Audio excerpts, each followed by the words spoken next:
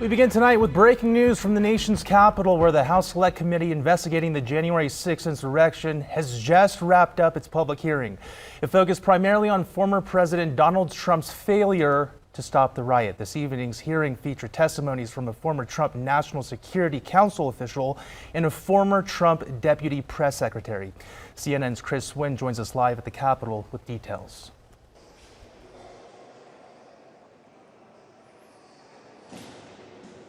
Tonight, we saw never-seen-before footage from January 6. We also heard from two additional Trump administration officials as the panel outlined what they said was the president's inaction for more than 3 hours as the Capitol riot played out. On Capitol Hill, the January 6 House Select Committee returns to prime time. President Trump did not fail to act. He chose not to act. Zeroing in on 187 minutes. That's the window of time between former President Donald Trump telling supporters to go to the Capitol and the time he tells them to go home. President Trump sat in his dining room and watched the attack on television, while his senior-most staff, closest advisors, and family members begged him to do what is expected of any American president. Representatives Adam Kinzinger and Elaine Luria led Thursday's presentation, laying out in minute-by-minute detail how they say the president failed to act while the U.S. Capitol was under attack. Yeah, you're the commander-in-chief. You got an assault going on the Capitol of the United States of America. And there's nothing. No call, nothing, zero. Thank you. Testifying before the committee, Matthew Pottinger, a former Trump Deputy National Security Council advisor, as well as former Trump Deputy Press Secretary Sarah Matthews. Both resigned in the wake of January 6. I simply didn't want to be associated with the events that were unfolding on the Capitol. And I've seen the impact that his words have on his supporters. They truly latch on to every word and every tweet that he says. And so I think that in that moment, for him to tweet out the message about Mike Pence, it was him pouring gasoline on the fire. And we've learned that tonight's hearing won't be the last one. The committee plans to review additional evidence throughout the month of August and will resume public hearings in September. For now, we're live at the Capitol. I'm Chris Wynn. Back to you. All right, Chris, thank you. Meantime, doctors are continuing to monitor President Joe Biden after he tested positive for COVID-19 today. The 79-year-old commander-in-chief released an update on Twitter earlier. And I really appreciate your inquiry and your concerns. And I'm doing well. According to the White House, the president is experiencing a stuffy nose, fatigue, and cough. He's being treated with Paxlovid, an antiviral drug designed to reduce the severity of the virus. The White House says the president will isolate for 5 days and can return to his normal activities after he tests negative. All right, the heat is taking over Colorado, and we've seen a couple small wildfires pop up near Wiggins and another west of La Junta. It's about to get even hotter. Chief Meteorologist Mike Nelson is calling for a weather action day ahead of tomorrow's temperatures. Mike? Hey, Brian, it's going to be a real scorcher tomorrow. It was a hot enough one today. 98 in Denver, 99 in Fort Collins, 104 at Ray. And it's still a warm evening out there. We're still 87 degrees here at 8 o'clock and still 92 at Greeley. It's turned a little bit cooler up at North Platte, Nebraska, because they have a strong thunderstorm that's moved through that area. But for us, the storms are rather weak and they're dying away. This is the area that's under a heat advisory for Friday, all of northeastern Colorado. That's a combination of the sunshine, the dry weather, the heat. Really kind of tough on people, especially people that have any COPD or asthma. There's the fledgling little thunder showers. They don't amount to very much. This is what it's looked like in real time out in the City Park area. Those clouds are not going to produce much rain. And so our headlines are even hotter for tomorrow. Some storms come in Saturday, and that signals a change. Not as hot by Sunday and cooler and wetter next week. I'll have your full 7-day forecast in about 15 minutes. More heat coming our way. All right, Mike, we'll hear from you shortly. Right now, people are gathering at the state capitol for protests against Denver police. It comes after officers injured 6 people in a shooting early Sunday morning as bars let out. Just yesterday, Denver police held a press conference to address the shooting for the first time. They admitted something went wrong since innocent people were injured. Police shared these pictures of Jordan Waddy yesterday. They say it shows Waddy reaching for a gun in his sweatshirt and pointing the muzzle at officers, which prompted officers to shoot. 3 officers fired 7 shots at Waddy. Denver 7's CV Cotton joins us live near the Capitol. CV, protesters out there want more accountability from police. Brian, that's right. And at this hour, the demonstration has just wrapped, but I want to talk about some of the demands that those who gathered out here at the Capitol this evening say they want. They have a lengthy list. At the top of them, top of that list, they want Denver police to release the unedited body camera from the Larimer and 20th shooting. But we know during Wednesday's press briefing, Denver police said they can't do that until they complete their investigation into the incident. But for those who came out here this evening, they feel that's not transparent.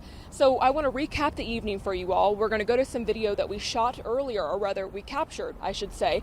We captured this video earlier, and today's demonstration, it got underway at around 6 o'clock this evening. People carried signs and flyers. Others took to the streets chanting. Two of the organizing groups that were out here were Aurora Community Action Committee and the Denver Democratic Socialist of America. Their demands, again, include the release of the body camera footage. They also want restitution for the bystanders who were shot during this entire ordeal, and they want a civilian police accountability council to be created. And these are only naming a few of the things they want. One organizer tells me until this laundry list of action items happens, they feel there will be no accountability for Denver. So long as there is not any kind of citizen oversight over the police forces, there will never be any type of transparency that we can reliably trust. So every time we hear the police talk, it's always with many grains of salt, because we have to wait for reporters to verify it, and we have to wait for individuals to actually put in records requests and piece the story together themselves. And again, at this hour, most of the demonstrators have left the state capitol. There was a small group who broke off from the larger crowd that gathered here. That group continued marching towards downtown Denver, and we heard some whispers that they were going to make their way to Larimer and 20th, which is, of course, where this incident took place. We're going to make our way over there to check things out. For now, I want to send things back over to you, Bayan, in the studio. All right, CB, thank you. Greeley police are investigating the death of a 16-year-old boy as a homicide. Police aren't releasing much information, only saying the teen was found with serious injuries early this morning in a home off Highway 85 and North 31st Avenue. Officers originally responded to the home on a medical call. The teen later died in the hospital. An Inglewood officer shot at a man who nearly hit another officer with a stolen SUV while taking off from a burglary early this morning. The burglary was first reported at a business south of Ruby Hill in Denver. No officers were hurt in the shooting, and neither was the suspect, who was identified as 34-year-old Lars Bowen. He was taken into custody and faces multiple charges, including burglary and attempted first-degree murder. An Aurora man who stored heroin and fentanyl for the Sinaloa cartel at his home was sentenced to 64 years to life in prison following the death of a 16-year-old girl in 2020. The victim's family spoke out for the first time today. I'm Alexis's mother. The day my daughter died, I died. I haven't been the same person ever since, and I never will be. Justice for a family after 2 years of waiting. An Arapahoe County judge sentencing Jorge Alexander Chequiab to 64 years to life in prison Thursday after he was found guilty for multiple charges, including manslaughter, which resulted in the death of 16-year-old Alexis. Chequiab was 25 years old at the time of the 2020 incident when he picked up a group of underage girls, took them to his apartment, and gave them alcohol, marijuana, and fentanyl. Records show Alexis was unaware she was consuming fentanyl and died from an overdose. Respectfully, I want to show my respect, sympathy, and condolences to my family. Chequiab was also found guilty of 2 counts of distributing a controlled substance to a minor and sexual assault of a child. It's been 2 years of mourning for Alexis' family. She was just a beautiful soul. I mean, she lit up any room she walked into. She had the best smile, contagious laugh. I miss it so much. I just wish she was here with us. She was just really sweet. She was very fun to be around. She was very outgoing. She loved music. She loved her animals. She was funny. She was just an awesome person, and she still had so much life left to live. Chequiab will receive credit for more than 650 days of time served. Parole will also be a possibility, but not anytime soon. He has to answer to God someday for that.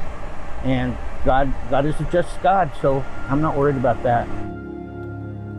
Just heartbreaking. And while the family was hoping for the maximum sentence, they tell me what the judge gave the suspect will keep him off the streets for a very long time. Coming up, dangerously high temperatures lasting through the weekend, and there's no corner of the country being spared from the latest heat wave. Upper 90s, low 100s today, and tomorrow gets even hotter. A rush to rescue orphans in Ukraine. It must be terrifying to not knowing what's going on and not having that somebody who you trust. 2 Colorado women now on a mission to help children living through war. Our goal is to be there beyond the war and have the future that some of them might not think is possible.